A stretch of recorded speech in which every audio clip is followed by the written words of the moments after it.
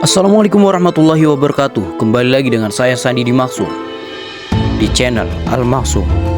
Kali ini kami masih membahas tentang Sunan Kalijaga, dakwah Sunan Kalijaga yang di berbagai wilayah. Sebelumnya jangan lupa like, subscribe, dan juga komen agar kami merasa senang membuat konten ini dan merasa terdukung. Sunan Kalijaga adalah salah satu wali songo yang berasal dari Tuban dan terkenal karena telah menyebarkan ajaran Islam di Pulau Jawa. Sesosok Sunan Kalijaga hingga saat ini masih dihormati oleh umat Islam dan makamnya tidak yang berada di Kelurahan Kadilangu, Demak pernah sepi dari kunjungan para peziarah. Cerita berdakwah Sunan Kalijaga menjadi terkenal karena menggunakan budaya setempat sebagai cara berdakwahnya agar mudah diterima masyarakat.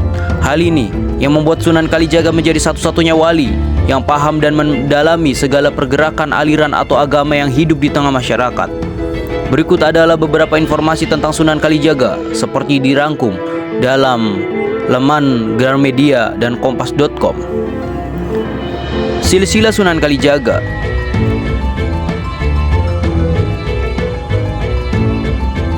Sunan Kalijaga adalah anak dari Bupati Tuban bernama Tumenggung Wilatikta dan istrinya yang bernama Dewi Namangrum. Beliau lahir pada sekitar tahun 1450 Masehi dari keluarga bangsawan Tuban dengan nama asli Raden Sahid atau Raden Sahid. Beliau juga memiliki beberapa nama lain seperti Lokajaya, Syekh Malaya, Pangeran Tuban, Kidalang Sidabranti, dan Raden Abdurrahman.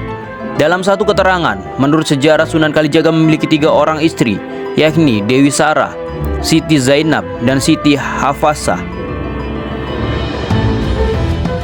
Dari pernikahannya dengan Dewi Sarah dan memiliki 3 anak, yakni Raden Umar Sahid atau Sunan Muria, Dewi Rukayah, dan Dewi Sofia. Sementara itu, dari pernikahannya dengan Siti Zainab yang merupakan anak dari Sunan Gunung Jati dan dikaruniai 5 anak, yakni Ratu Pembayun, Nyai Ageng Penegak, Sunan Hadi, Raden Abdurrahman, dan Nyai Ageng Ngerang. Lalu dari pernikahannya dengan Siti Hafsah yang merupakan putri dari Sunan Ampel, belum diketahui secara jelas siapa nama putranya. Sunan Kalijaga wafat di desa Kadilangu, dekat kota Demak, Jawa Tengah pada tahun 1513 dan dimakamkan di sana. Wilayah dakwah Sunan Kalijaga. Sebelumnya, Raden Sahid merupakan seorang begal yang sadis sehingga mendapatkan julukan Berandal Lokajaya. Singkat cerita, Raden Sahid berubah setelah suatu hari bertemu dengan Sunan Bonang dan menjadi muridnya.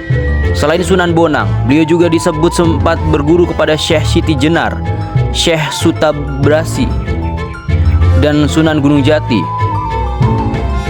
Sunan Kalijaga memulai dakwahnya di Cirebon, tepatnya di desa Kalijaga. Beliau kemudian menyebarkan agama Islam pada penduduk Pemanukan dan Indramayu. Cara berdakwah Sunan Kalijaga.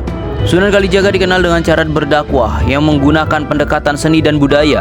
Salah satu cara dakwahnya menggunakan pertunjukan wayang yang saat ini sangat digemari oleh masyarakat. Serta strategi dakwah ini berhasil salah satunya karena petunjuk yang dibuat Sunan Kalijaga tidak mematok harga bagi siapa saja yang melihatnya. Selain wayang, dia juga menggunakan bentuk seni lain seperti ukiran, gamelan, nyanyian, dan pakaian. Dalam seni ukir, perlahan menggantikan ukiran manusia dan hewan dengan seni ukir dedaunan.